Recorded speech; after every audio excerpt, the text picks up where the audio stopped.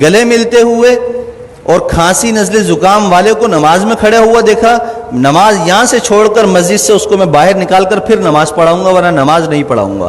آپ لوگ احتیاط ہی نہیں کر رہے ہیں، الزام ہمیں دیتے ہیں، ڈاکٹروں کو دیتے ہیں، ڈاکٹر اپنی جان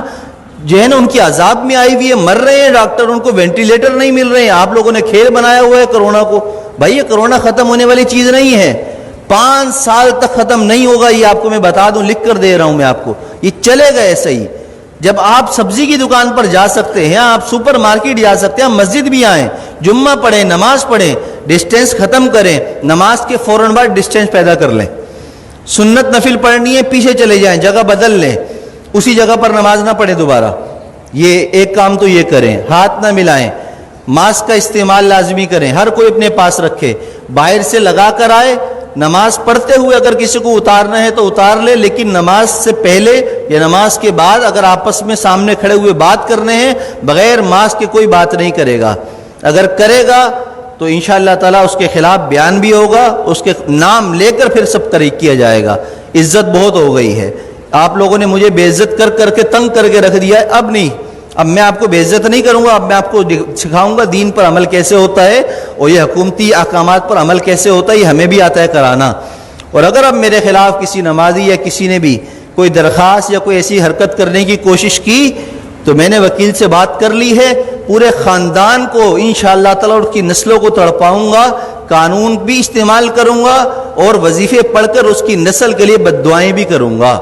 اس لیے کہ میں بہت تنگ آ چکا ہوں آپ لوگوں کی ان حرکتوں کی وجہ سے۔ 3 مہینے ہو گئے مجھے برداشت کرتے ہوئے، بد احتیاطی ختم کرنے کا نام کوئی نہیں لے رہا، بس ٹائم پر ٹک ٹک ٹک ٹک اذان، ٹک ٹک ٹک ٹک اذان۔ ابے پرہیز تو کرو،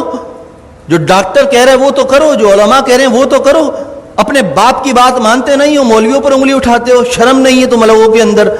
میں نے کہا تھا، ہمارے نائب امام صاحب نے ایک جمعے کو رمضان میں نہیں تھا، تھوڑی سی رکعت لمبی کر دی تو پیچھے 2 لوگوں نے کہا کہ آپ کو نماز پڑھانی ہے، اتنی لمبی نماز پڑھا دی، شرم نام کی چیز نہیں ہے۔ امام کو ایسے کہتے ہو؟ پورا زندگی جس نے قرآن پڑھنے میں، علم حاصل کرنے میں لگا دی، تمہاری نماز پڑھاتا ہے، اس کو تم کہتے ہو نماز پڑھانی نہیں آتی؟ تمہیں تو طہارت اور غسل نہیں آتا، کیسے پیشاب کرنے کے بعد قطرے پاک کرتے ہیں اس کا طریقہ تمہیں نہیں آتا، پانی نہ ہو تو تم مولویوں کو سکھاتے ہو، اماموں کو سکھاتے ہو۔ خدا کے لیے ہاتھ جوڑ کر میں کہہ رہا ہوں، میں وزیر اعلیٰ نہیں ہوں کہ کرپشن کر کے ہاتھ جوڑ رہا ہوں آپ کے سامنے، میں امام ہوں، میرا کردار آپ کے سامنے ہے۔ 7 سال ہو گئے، میری ساری نمازیں سب کچھ، کسی نماز میں اگر میں نہیں ہوں تو اس کی کوئی نہ کوئی شرعی عذر ہوتا ہے میرے پاس، لیکن وہ عذر پیش کرنا میرا آپ کے سامنے نہیں ہے، میں آپ کے سامنے پیش کروں، اللہ کے سامنے پیش کر دیتا ہوں، میرا دل صاف ہے، مجھے ضرورت نہیں ہے اپنی صفائیاں دینے کی۔ لیکن احتیاط کیجئے،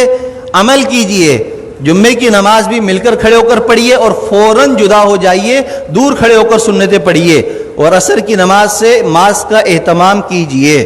جیب میں رکھ کر لائیے، پہن کر لائیے، بات کرنی ہو ماسک لگا کر پہنیے، مجھ سے مسئلہ پوچھنا ہو 1 فٹ دور بیٹھ کر مجھ سے مسئلہ پوچھیے، ہاتھ اور ملانے کی اور مجھے خیریت لینے کی آپ کو ضرورت نہیں، الحمدللہ میں خیریت سے ہوں۔ اللہ ہم سب کو دین کی سمجھ اور عمل کی توفیق عطا فرمائے۔ میری باتیں کسی کو بری لگی ہوں تو پیشگی معذرت ہے، معذرت،